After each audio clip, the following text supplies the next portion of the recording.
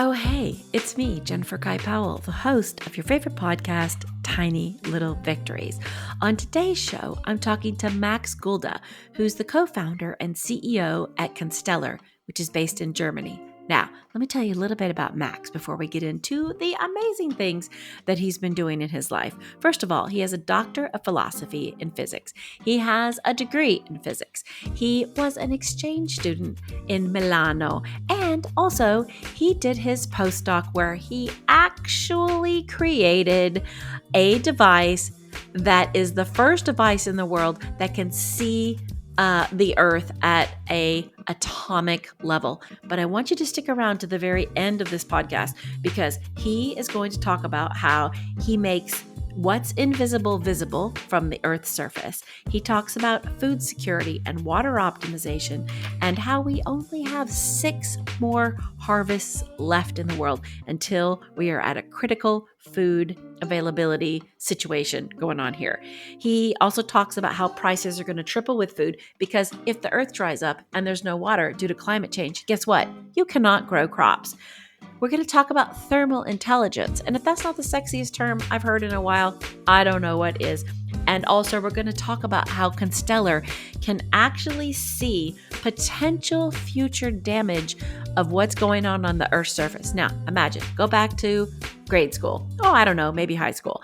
And remember all the maps that you used to see that you had to learn? They had topography. They had the depth of the Mariana Trench. They had this mountain range and that mountain range, and then this plateau and this butte. And all of those are like color coded. But color coding doesn't tell us anything about the state of the Earth. So this company is making a biophysical atlas that is the chemical and physical reality of the world as we know it. So instead of just looking at a pink bit, you can actually look at a bit from this thermal intelligence that shows this part of land has an algae bloom. The land is dying. This is too much water because this power plant didn't meet their sustainability standards. We can actually see for the first time, and this data doesn't exist. And this is what I mean about going back and talking about making things that are invisible visible. Imagine what we can do to the planet, to climate change, to feeding the world. We can actually see what's happening chemically and physically on the surface of the Earth. So you can see I'm getting very excited. So stay tuned for this next episode with Max Gulde, co-founder and CEO at Constellar.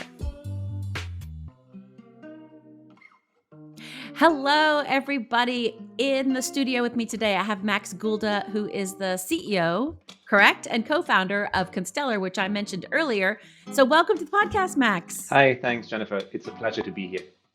I'm so happy you're here because I was doing a deep dive on you and ended up falling down like this Max rabbit hole where I kept going further and further down and found out that you have a doctor of philosophy and physics, and you were at the Fraunhofer Institute, and I quote, and I have to look at my notes for this to make sure I get it right, but when you did your doctorate, you created the first ultrafast low energy electron diffraction instrument. I mean, it sounds so sexy. What is it? Okay. Back at the time, I didn't think it sounds so sexy, but okay. And It sounds really sexy. Okay, so what it basically does, it was the first instrument in the world which would allow you to look on atomic time and spatial scales. It means it could resolve single atoms, if you like, or single groups of atoms, which are only one layer of atoms thick, and could record their movement in a time frame where, well, the very fast time frame. So basically a trillion frames per second camera. If you like. It will only work on very specific systems. Yeah. But it was the first time it recorded this type of motion. And I'm very proud to say that it was also the first time we then had experimental proof of a 2-dimensional liquid crystal phase of these, of a heterostructure. But that's very nerdy to start a podcast with. But it was an exciting time. I'm sorry. It's super exciting. And here's why. First of all, A, love nerds. B, the fact is you're really talking about things that I think the people here on like maybe and this is going to sound really lame, but like a Marvel episode, well, it's at the subatomic level. We've got the nanoparticles, a 2D crystal, but this is real, right? Yes. This is real science that you've created. So this the thermal what could we call it? The ultrafast low energy electron diffraction instrument. We just call it lead, ultra fast Lead, lead. ultrafast lead, Yeah, not as sexy as saying that whole not as thing sexy. together. Okay. Yeah, but what did you do with that? Like, you created it, you're the first in the world. So did you apply it to what you're doing now at your company, Constellar? Absolutely not. And this was the reason. This was the reason I eventually left. So first of all, it is a super interesting instrument. You might call it sexy if you're a professor or one of 5 people in the world who actually work in that field.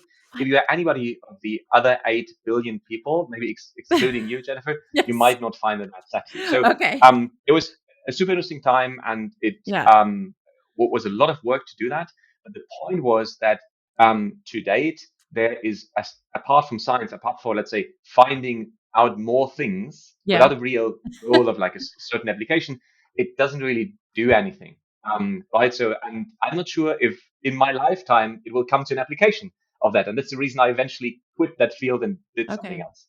So, okay, I didn't mean to go there, but like there's only 5 of you. You said 5 or so.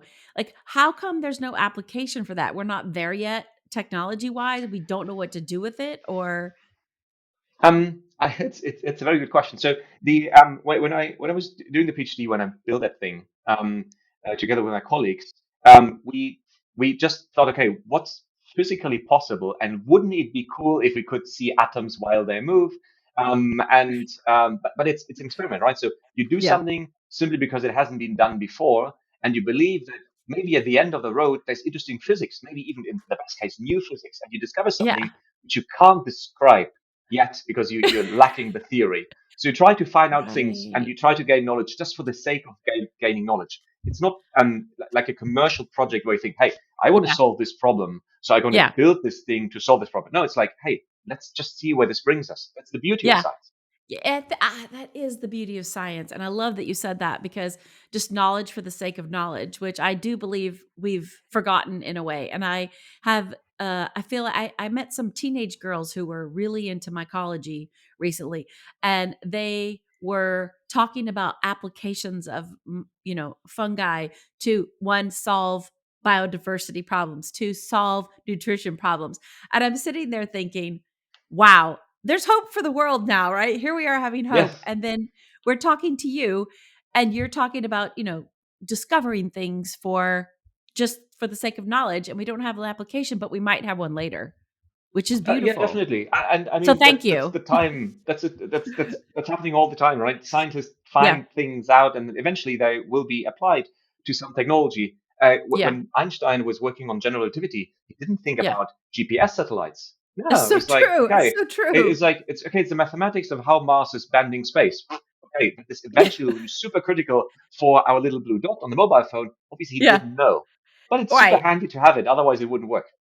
Right, right. I love that because Einstein was like the pure, a theorist, right? And I know he Yep. had some troubles in his life with people thinking, this isn't an application with anything, and whatever else he was doing. You can cut that part, Dim. But I I love the fact that there's a community that does this for the betterment of humanity because without it, I'm not sure, like you said, like, how many years, decades later, we would have used that, to find the blue dot through GPS. And do you think that's still alive today? This, sake for the sake of knowledge, for the sake of science, or has it been marginalized a bit globally? No, absolutely, and I think it's actually so. My hope for the world is in like now the scientist speaking is that these things become part of, let's say, popular discussions and the popular culture, right? Mm, So that people do discuss things like general relativity yes, and do discuss things like cosmology, microscopy, I don't know, space tech, because it is so important to us. It is so important, and it's the closest we have, apart maybe from the religion you can subscribe to or not subscribe to actually absolutely. answering those questions which matter. Where are we coming Yeah, from? Um, what are we made of? Where's this thing yeah. going? But that's one part, and it's super important to do this fundamental work. But on the other hand, and that's maybe because I do not have the brilliance of an Einstein or someone else. So I knew relatively early I don't on know. that Yeah. no, like, that's a different level. So thanks, but that's a very different level. I knew early on that I will not be I might be at the forefront of a certain field, but I do not have the Yeah. brilliance and the cognitive abilities to really change the fundamental understanding of how we see the world. Yeah. So maybe my role is rather to go, I wouldn't say an easier route, but go another route to actually look at a certain problem and try to solve it, simply because my brain isn't big enough to do the other Yeah. route. But I love that because I think the other route does require like a specific kind of mental capacity, but in a Yes. very odd way, you've actually done the same thing with Constellar. So if you look at how you painted that kettle, right? Yeah. So Constellar is so fascinating to me because you are looking at from satellites in the sky, literally at the Earth's soil composition, carbon. So you are to me taking technology and science, that's my love language, tech plus science, and create solving a problem. So did Yes. I mean, doesn't seem hard for you to make that jump to Constellar. Tell me about like how you got there and why, because I want to talk about thermal. I want to talk about something later about this thermal intelligence. I Thermal love this intelligence. word. Yes. Okay. Yeah. Yes. That is a cool word. I think Rosa came Yeah. up with thermal intelligence. So, okay. What was the road map for me, or Yeah. the road? So, Yeah. there I am in the lab. I did publish, I don't know, was it science or something, and I got a bit frustrated because I was like, am I actually going to see the application in my lifetime? In parentheses, Yeah. Einstein didn't see the application in his lifetime, and he was way smarter, right, and did something way more important. So he was like, maybe I want to You know do what? something. I don't know. Maybe if Einstein was like grown up in this era, he would be like, he would have maybe been like, screw this, I'm out. I'm going to go apply this to Could like, be, world hunger. We don't know because it was a different time then. yeah, yeah, that could be, that could We be. could We speculate don't on know. what Einstein would do if he was born in Yes, 1975. he would definitely have. I think he had a bit of an entrepreneurial spirit to him. Exactly. Interesting character. I think it was a Yeah. difficult but also a very funny guy.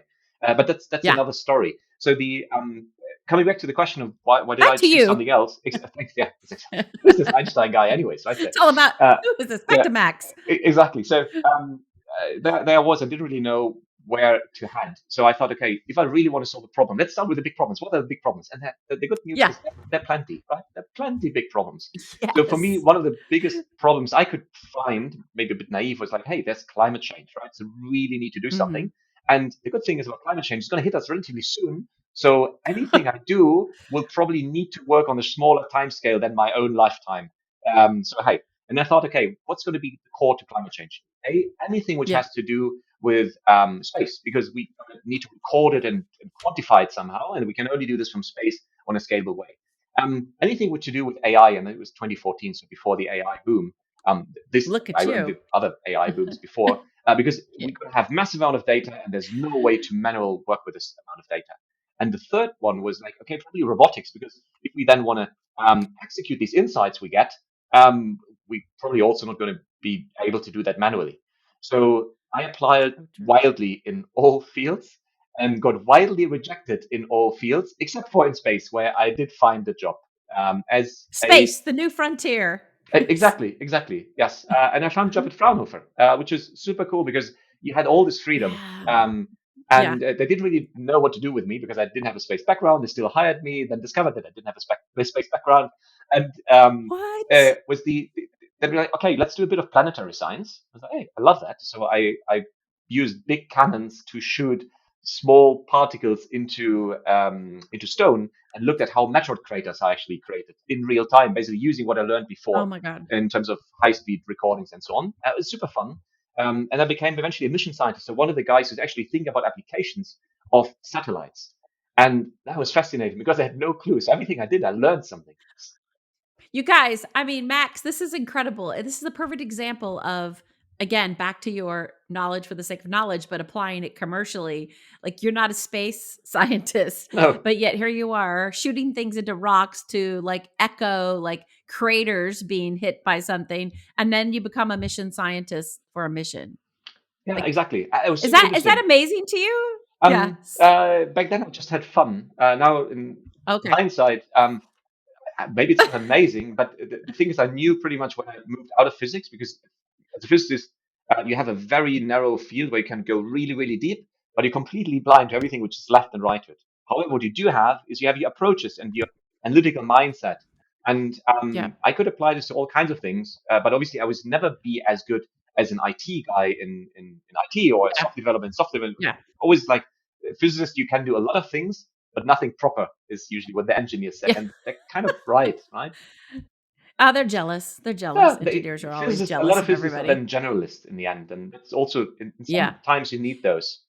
Yeah, I guess so. And I guess like you're right. The idea of a physicist has to be applied, but in this world, we're looking at maybe you become, like you said, like a generalist. So here you are at Fraunhofer. I love that place. I'm so happy we have them because they Yes. produce so many interesting theories and work and experiments, I like to say. Yeah. And so you were working on this. And so what made you sit there at your desk as a mission scientist thinking, I can do this company. Yeah, it's actually a little bit embarrassing. So, uh, I love embarrassing okay, stories. you'll love this Thank then. you. You'll love this. So, Yeah, we had a satellite mission, and we weren't really sure about the application. It was funded by German defense agency, and like, what can we do? So it needed to sound sexy to defense, but also it exactly. needed to fit in a very small satellite because we didn't have a lot of money. So it's like, ooh, what could I actually Yeah. do with it? So they asked me, we brainstormed a little bit, and then we came up with like, hey, maybe let's do rocket detection from low Earth orbit. And I made a quick back on the envelope calculation. I was like, okay, you would need several thousand satellites to probably do this. So this is completely unfeasible. Love it. Let's do it. So it's going to be a purely theoretical exercise. Um, Oh and my God, Max. yeah, I didn't want to be involved so much in defense at that time. So I was just like, Yeah, hey, cool. It's super cool tech and it's unfeasible to this ever become an application. So amazing. So I started working with the entire team, and yeah, then we came across the problem that the what we want to do was detecting rocket plumes. So when you have a rocket starting intercontinental ballistic rocket, there's a boost phase of a few minutes, like 3 to 5 minutes, and then the rocket becomes invisible because you don't. Then it's just ballistic flight, so it's not giving a heat signature anymore. So you need to look at the yeah. plume which is coming out in the first 3 to 5 minutes, and you need to be able to detect very, very subtle temperature variations in the atmosphere, which is the plume. Right, because you're right. There's that tail, that plume tail. That's so okay. So you're looking at that because what makes that up? Like they must be this tiny, tiny, tiny. Exactly, from space, rockets are tiny, right? They're smaller than ants, if you like. So you're looking at the next biggest thing you can detect, and with thermal, you could detect the plume. So now the challenge was, okay, if we need to measure that against the background and what changes, we need to be extremely precise with the temperature measurement. And how do we do this on a small satellite? And this was a really tough nut to crack. So it took us a couple of years actually to crack that. So we developed a methodology which was eventually patented and so on. And I was like, hey, I think this could have other uses. So we discussed other uses. And Yeah, then there was a ESA challenge coming along, so the European Space Agency, and they said, "Hey, yeah. what would be the mission with the smallest price tag and the largest social economic impact?" We're like, "Ooh, let's try because we could maybe we can apply this to agriculture or urban heat islands or wildfire, whatever." Okay, so you were already starting to see that you started crystallizing after you did some quick math on the back of an envelope. I guess so. Yes. Just as people do. And then you took 2 years to sort of crack this nut, and in that time you began to see like the true application Exactly. We of saw an what could be application, done. but we were very tech focused. Mhm. So kind of like we had the hammer and we're looking for the nail in a way. Um, Yeah. and they're like, and everybody looks like a nail. Everything looks like a nail initially, right? So you like start hammering on things which aren't nails, but hey, whatever. So then there comes along this challenge, and we apply, but we also saw that hey, they would love to have a startup. So we kind of pretended that we would create a startup. We had no intention back then to do that. So we kind of, sorry, Isa, if you hear that, we had no intention creating a startup. Sorry, Isa, right, Yeah. right. So we then applied and kind of forgot about it, right? This is brilliant. Then during summer holiday, I suddenly get a call from someone who sounds really Italian. And turns out he's from Isa and he said, hey, you guys in the final. I was like, final of what? This is a competition. Amazing. And then he said, yeah, it's groundbreaking and we Oh, would love that. And let's move ahead. I was like, wow, okay. was like, ooh, shit. So you're forced into do it. You're forced into create a startup by your science, like undercover work, Kind of. So basically. we screwed up, right? So the plan didn't work. In the end, we didn't win. We didn't win. We made third place or something. Wow. But we got voted into Yeah. accelerator. And then suddenly there were a lot of people asking a super weird question Okay. like, who's going to buy that? Who's the customer? What is the actual application going to look like? I went, hey, no, Oh stop, my stop that. God. Look at the technology. It's amazing. It will sell itself. Obviously, that's completely stupid. Yeah. But Yeah. yeah, that's how it started. So we kind of were forced an accelerator, and suddenly a whole new world opened, which is like, ooh, you could actually make that work. Back then, however, Wow. all of us were too scared to actually do that because hey, it's super comfy in science and research, right? And you have your job, Yeah. and there's not a lot of pressure, and you can't really fail because you do something. It's always an experiment. If it fails, yeah, that's it. But you're not losing your job. You just do another experiment. Um, This is so true. You it, guys are living in that bubble of we'll just do another experiment. We'll be yes, like undercover science agents and we'll get on this satellite and then yes, and and now here you the, are face to face with your biggest fears. exactly. This was my biggest fear back then. So second child just Wow. got born. I was like, ooh, should we really do this? And then eventually we said, okay, let's just try the road we know. So let's just get funding for that, public funding, and then we build it real slow and careful and so on. And we completely failed getting Mhm. funding. So utterly failed. We wrote more than 1,000 pages of applications, and they were all rejected. People told us like, hey, this is a great idea. Tell us when you're ready. We're like, no, give us money and then we're ready. No, tell We're us when ready. you're ready. Yeah. Yeah, we're ready. Yes. Exactly. So it didn't work, right? Um, Yeah, that funding community, they're kind of crazy. They don't really see the bigger picture. They just want like immediate. yeah. Also, it was so early and was the wrong risk profile, right? So we they were looking for technology with more Yeah. maturity, and ours had zero maturity. So, but then the interesting thing happened at some point. We got a bit obsessed with this whole thing because after writing 1,000 pages of applications, yeah, you have to be obsessed, otherwise you wouldn't do that. So we got Of a bit course. of pressure from our superiors, which said, "Hey, look, it's nice that you like writing applications, but maybe it's even Mhm. nicer if you actually do your project work." And we're like, "Oh, yeah." So in the end, Yeah. we're kind of forced to make a decision. So either drop this whole subject because we didn't get funding, or quit the job and only Mhm. focus on that. And we're like, "What do we do?" Yeah. And then, yeah, well, we It's quit a the job. little bit of avoidance in Yeah, there. yeah. You quit the Yeah, we quit job. the job. So actually, it's not entirely true. We didn't immediately quit the job. We first Yeah. went to an accelerator program. Then we learned how to pitch. Then we did get funding, which allowed us to quit the job. So it was a technology transfer program, which was publicly sponsored, and then we also got VC funding. So we kind of Yeah. went to a hybrid road, I would say.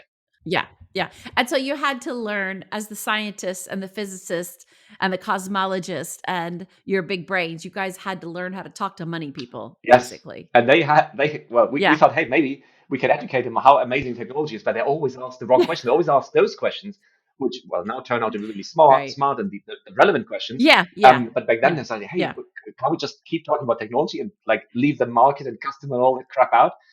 But no, they kept yeah. talking about the stuff, and we need to educate ourselves on the stuff, which was Interesting. tough because no prior exposure Of course. to all of those questions. That's like, I love how you're literally it's so it's hard, right? So you're having to change your brain. I get that you guys wanna keep going back and talking about the technology Yes, and the science because it's your happy place, yeah, it's the basically, comfort zone. and it yeah, and so your tiny little victory, the story is all about tiny little victories. You were able to go you went back and then they gave you money and then Castellar became what it is today. And just for the listeners out there, if I get this wrong, correct me, Max. You guys have satellites. You have probably the same thing. There's 2 years to crack that little thing that you did when you were at Yep. Fraunhofer. Became Constellar, and you guys can see the vegetation, but at the vegetation level and the soil level, carbon from space using data to understand is this part of the planet going to be submerged, and if it is going to be submerged, what will be able to grow there. So you've the commercial Max now, not the science Max. What talk to me about some of the things you've done with thermal intelligence? Like how does it help farmers or Yeah. growers or even developers? Like parts of the country are going to be underwater. Like I know you guys could be anywhere basically. We are anywhere. So, um, uh, So first of all, what's the idea, right? The idea is to support food security, because food security is I mean, why is climate change so bad? Not only because we've got to sweat more, but in the end, it's going to affect the resources we have, and the most important resource we have is Yeah. food. That is the whole thing why Yeah. climate change is so terrible, because it will affect our food system, and will affect it relatively soon. Just giving you a number here. So just from, and that's not a number I made up, it's a number from the FAO. Yeah. So just Yeah. from, let's say, the increase of temperature in the 2 degrees Celsius scenario, by about, in the next 20, 25 years, we would lose around 46 to 48% of all crops. Why? Because we're not in that optimal range for growth anymore, which means half of the world's Yeah. food Yeah. would suddenly be gone just because they don't have the good growing conditions anymore. Exactly. And also I think that half the world's food in even countries that are not as developed as us, it's also them, but it's also Of us course. because Europe already is getting crunches from the heat wave in Morocco that imports tomatoes and blueberries. Is a whole ecosystem at And play here. imagine there's no food where you live. What do? You move away, right? You don't start eating Yeah. less, you move away. Yeah. And that's only natural. Yeah. So this is a really global problem. So basically, food security rests on three pillars. The water cycle. So only when you have water, you can grow things. The energy cycle. You need to be at the right energy level or temperature level to grow things. And whenever you grow something, what you're effectively doing is you're sequestering CO2 from the atmosphere into biomass, into sugars. And all of Mm. these three cycles are governed by temperature. So temperature determines how much water you have, how much water you need if the plants are stressed or not. It determines if you are in this optimal regime of temperatures for fastest growth, and therefore also determines how much carbon is sequestered. So all of these three cycles are governed by temperature. Now, if you turn this around, means if you have good temperature Yeah. information, you can optimize these three cycles to allow for more food production. You can optimize irrigation, for example, to have higher water productivity, so more yield per drop, if you like, more crop per drop. Yeah. You can Yes. go into the Mhm. energy cycle and make sure that the varieties you have are actually in this right thermal window. And you can look at timing for fertilizer, for example. And obviously, it also determines how much yield you have at the end. So you're also in the carbon cycle. But the problem is that this data doesn't exist today, at least not at the granularity and the frequency we need it. So what Consular is doing is providing exactly this data, but we're not providing it to farmers. We are providing it as a subscription to mostly input providers. So companies which are selling seeds, which are selling fertilizer, pesticides, and so on. And this allows them to give better agronomic advice to their customers, which are the farmers. So in the end, the farmer is the end user, but we're not selling this data set to them, but we're selling the data set to their their input providers. Okay. So you're selling the data sets to the whole part of the ecosystem of the farm, of the agriculture, the world agriculture Mhm. system, which does include the farmers slash growers, right? The seed guys, the pesticide guys, the tech guys, right? So I find that sometimes I'm very fascinated with this. I write a lot about it in Forbes Mhm. about this same thing, is that it takes about 13 years to create a new seed, from research development to the need. And those seed guys don't seem to have a lot of insight into the fact that 13 years puts us a decade plus 3 years into almost close to 2050. Yes. So like, what is the climate going to be like in 2037, which is 13 years from now, right? And so I hate that there's no data, but I love that you're creating this data, because if we don't get the seed guys, the pesticide guys, the water guys to see, just think now for this with data, then we're going to get to 2037 and not have anything to grow because nobody created a seed that can, succeed in like, 2-3 degrees Celsius higher temperatures. And I don't think people really talk about that enough. They don't talk about what you're talking about, that whole entire ecosystem, giving them information to Yeah. see. Yeah, yeah, no, definitely. So I mean that technologies which are emerging, and some of them are actually halfway mature, which can massively reduce the time to produce a new variety. So it's going to be a combination of solutions, right? So Yeah. it's not going to Constellar is going to not going to be the only one who's contributing. There's going to be alternative proteins. We had Yeah. the fungi story beforehand.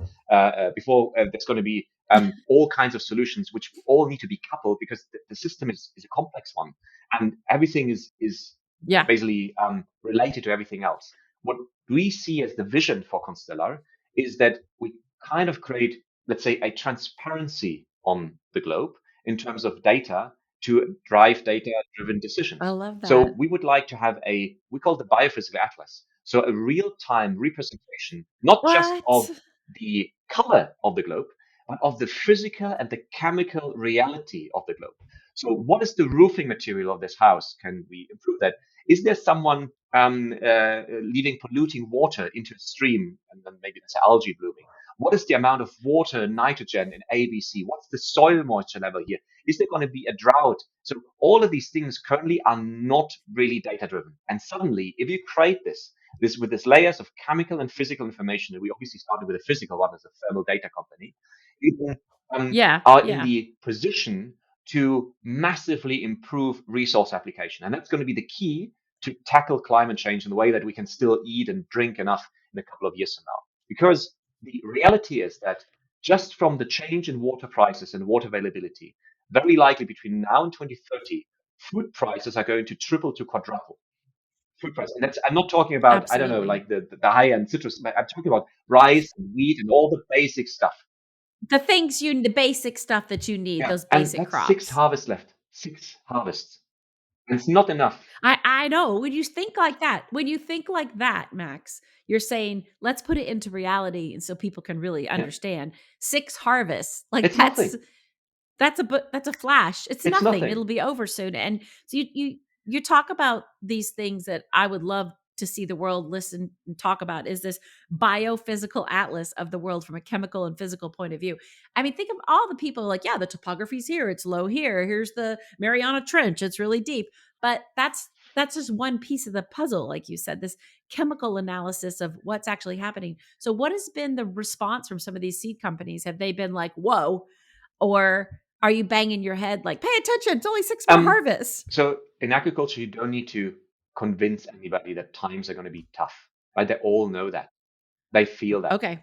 Okay. It's more like, okay, this is a completely disruptive new data set. It's a completely different approach. It is not about, so what they use maybe from remote sensing is like, okay, I get a color picture and then I can try to interpret, hey, is this the right type Yeah. of green or brown? And then I do something. But it's not, then you're always looking at damage and results because the photosynthesis has already happened and then either have more or less chlorophyll and so on. So we are Ah, going okay. a complete different approach. It's a physical measurement which tells you about symptoms of potential future damage. So it's not only more reliable, it's also in time to act. So compare these two scenarios. You get you have it's your plant in your kitchen. I assume you have a plant in your kitchen, right? So maybe not. Maybe it's a bathroom. I don't know. Yeah. And, Yeah, I do. I do know I have okay, plants everywhere. I'm a gardener of okay. plants You everywhere. stop Yeah. watering it. What will happen?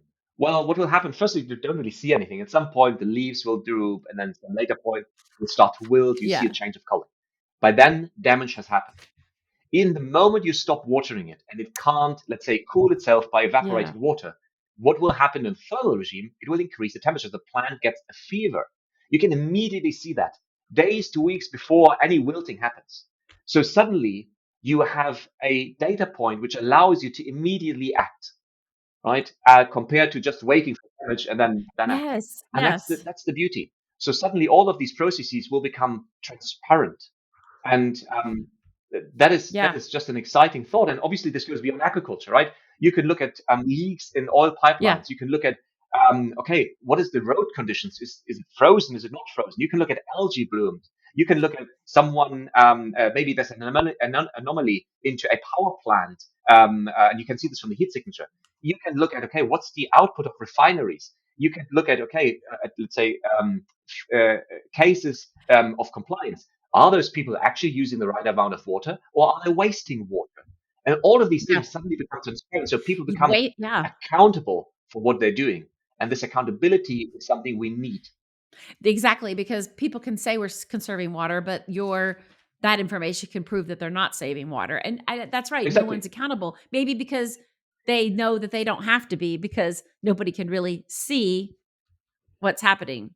Like, Exactly. And suddenly the invisible becomes visible, if you like. yeah, I like that. I like the invisibility. It's like a de-invisibility cloak.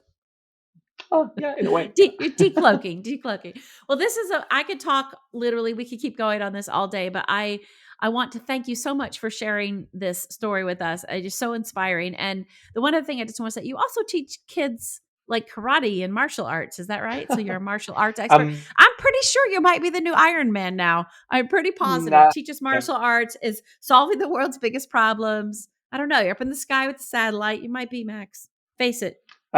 Yeah, well, not. I don't have the means. I'm a pretty Yes. poor Ironman, I guess.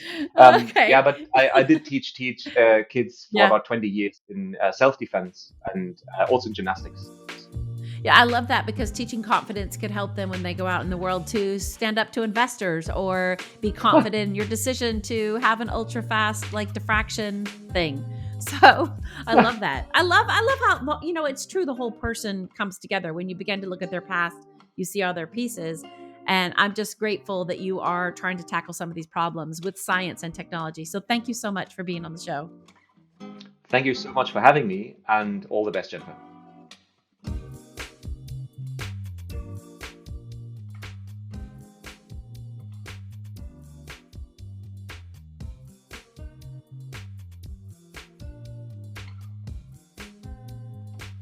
Hey, I hope you guys enjoyed this show with Max Gulde, our new Iron Man. I think the world needs one.